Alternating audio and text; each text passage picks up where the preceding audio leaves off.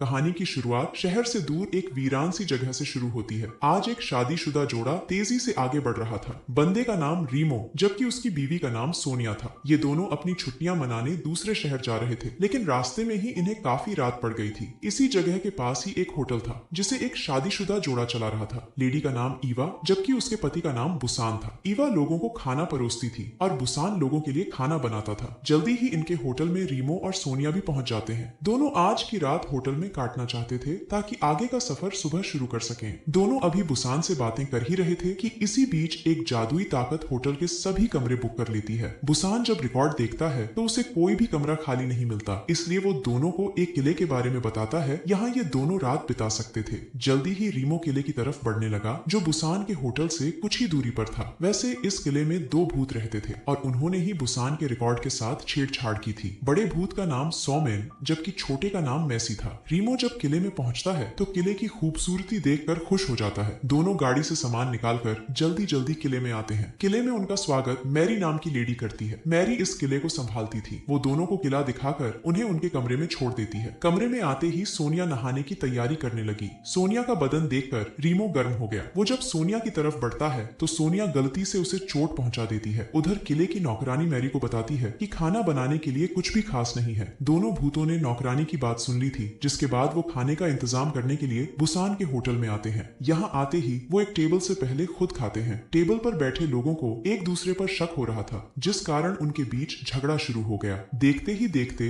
दोनों के बीच इतना झगड़ा हो गया कि सभी लोग उन्हें छुड़ाने लगे। ईवा डरकर एक तरफ हो गई थी। दोनों भूत जल्दी जल्दी एक चाकू उठाकर ईवा के कपड़े काट देते हैं, जिसके बाद सभी लोग ईवा के तरबूज देखने लगते हैं। जबकि दोनों भूत मौके का फायदा उठाकर होटल से खाना चुराते हैं और उसे सीधा किले में ले जाते हैं। किले में आते ही वो खाने को टेबल पर रख भी देते हैं। नौकरानी और मैरी की नजर जब खाने पर पड़ती है तो वो ज्यादा हैरान नहीं होती, क्योंकि दोनों को भूतों के बारे में पता था। रीमो और सोनिया इतना शानदार खाना देखकर खुश होते हैं। उन्हें भूतों के बारे में नहीं पता था, इसलिए वो दोनों मैरी का धन्यवाद करते हैं कि उन्हें इतना शानदार खाना खाने का मौका दिया। दूसरी तरफ मैसी सोमेन के लिए एक दवा तैयार कर रहा था ताकि उसका जोश बढ़ जाए और वो सोनिया की गुफा में धमाके कर सके। उधर किले की नौकरानी भी दोनों को खाना परोसने लगी थी, जिसके बाद दोनों उसका भी धन्यवाद करते हैं। खाना खाने के बाद रीमो और सोनिया अपने कमरे में आते हैं। कमरे में आते ही सोनिया अपने कपड़े उतारने लगी, जबकि रीमो बाथरूम में फ्रेश होने लगा था। सोमेन भी इनके कमरे में ही था, लेकिन दोनों उसे देख नहीं पा रहे थे। रीमो बाथरूम से निकलकर जब सोनिया के पास जाने लगता है तो सोमेन अपने जादू से उसे सुला देता है। इसके बाद वो उसे अपने जादू से नीचे लिटाता है और फिर लाइट बंद कर सोनिया की गुफा में धमाके करने लगता है। धमाके करने के बाद वो रीमो को बेड पर लिटा देता है ताकि सोनिया को शक ना हो। अगली सुबह रीमो ने जाने की तैयारी कर ली। जाने से पहले वो गाड़ी को गर्म करने लगता है और तभी भूतों की नजर उस पर पड़ जाती है। रीमो जैसे ही गाड़ी स्टार्ट करता है तो सोमेन अपने जादू से गाड़ी का एक टायर पंचर कर देता है। रीमो के पास एक स्पेयर टायर भी था, इसलिए वो ज्यादा परेशान नहीं होता। वो जैसे ही गाड़ी का टायर बदलने लगता है तो सोमेन उसकी गाड़ी के सभी टायर पंचर कर देता है। रीमो जल्दी जल्दी मैरी के पास आकर उससे किसी वर्कशॉप का नंबर मांगता है। मैरी ने उसे वर्कशॉप का नंबर दे भी दिया, लेकिन इस बार सोमेन किले का फोन खराब कर देता है। इसके बाद मैरी उसे एक पुरानी बाइक देती है ताकि वो वर्कशॉप तक जाकर मदद ला सके, मगर इस बार भी सोमेन जादू करता है, जिसके बाद बाइक रीमो के हाथों से बेकाबू हो जाती है। बाइक अपनी मर्जी से इधर उधर भागने लगी थी। रीमो उसे रोकने की कोशिश तो करता है, लेकिन जादू के कारण बाइक नहीं रुकती। वो रीमो को किले में दौड़ाने लगी थी। रीमो चाहकर भी कुछ नहीं कर पा रहा था और ना ही भागती बाइक से उतर सकता था। देखते ही देखते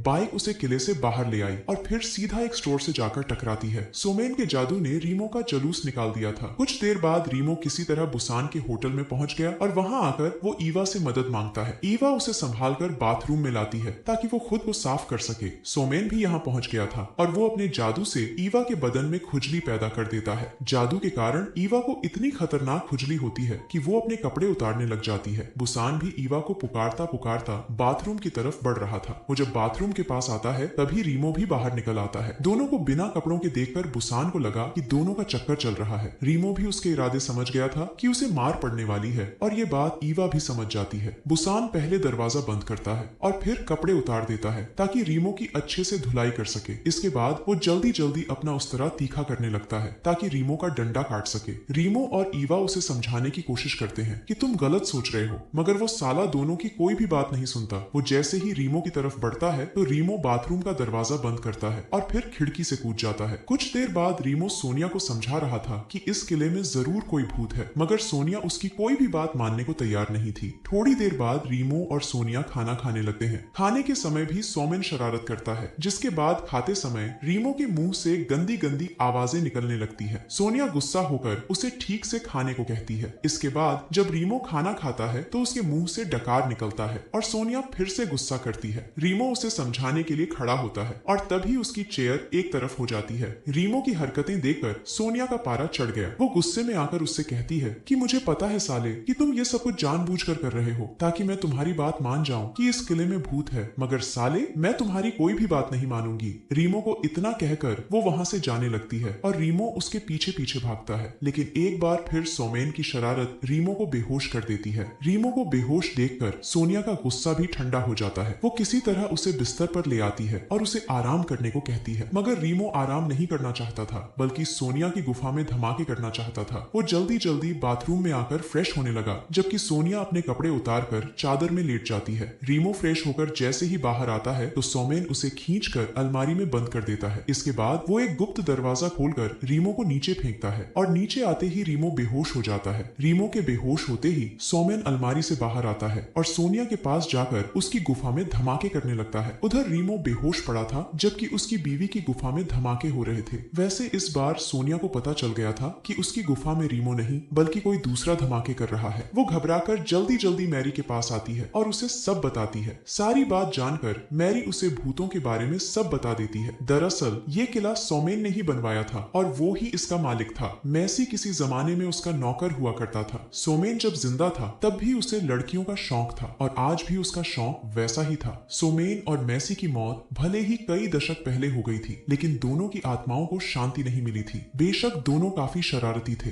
लेकिन दोनों किसी को मारते नहीं थे। मैरी सोमेन के वंश की ही थी, इसलिए उसे सोमेन के बारे में पता था। मैरी के मुंह से सोमेन की सच्चाई जानकर सोनिया हैरान हो गई। दूसरी तरफ रीमो को भी होश आ गया, जिसके बाद सोमेन उसे ऊपर खींचता है। इस बार सोमेन ने रीमो को मैरी की अलमारी में छोड़ दिया था और वो बाहर आते ही फिर से बेहोश हो जाता है। दूसरी तरफ सोमेन जानबूझकर सोनिया के सामने आता है। वो सोनिया से माफी मांगता है और सोनिया उससे रीमो के बारे में पूछती है। सोमेन बताता है कि वो जल्दी ही तुम्हारे पास आ जाएगा। इसके बाद सोनिया उससे पूछती है कि हम लोग यहाँ से जाना चाहते हैं और बदले में तुम क्या चाहते हो। सोमेन बताता है कि अगर तुम मुझे खुश कर दो तो मैं तुम लोगों को जाने दूंगा। सोनिया उसकी बात मान जाती है, जिसके बाद सोमेन जोश वाली दवा लेने चला जाता है। मैसी इस बार उसे गलत दवा दे देता है, जिस कारण वो सोनिया के पास आते ही सो जाता है। मैसी जो दवा सोमेन को देना चाहता था वो दवा वो रीमो को दे देता है, जिसके बाद रीमो का जोश बढ़ जाता है। वो पहले मैरी की गुफा में धमाके करता है और फिर अपनी बीवी सोनिया की गुफा में। इसके बाद वो किले की नौकरानी को भी नहीं छोड़ता। उसका जोश जैसे ही कम होता है तो सोनिया उसे लेकर किले से भाग जाती है, जबकि सोमेन सोता ही रह जाता है। इसी के साथ इस कहानी का यही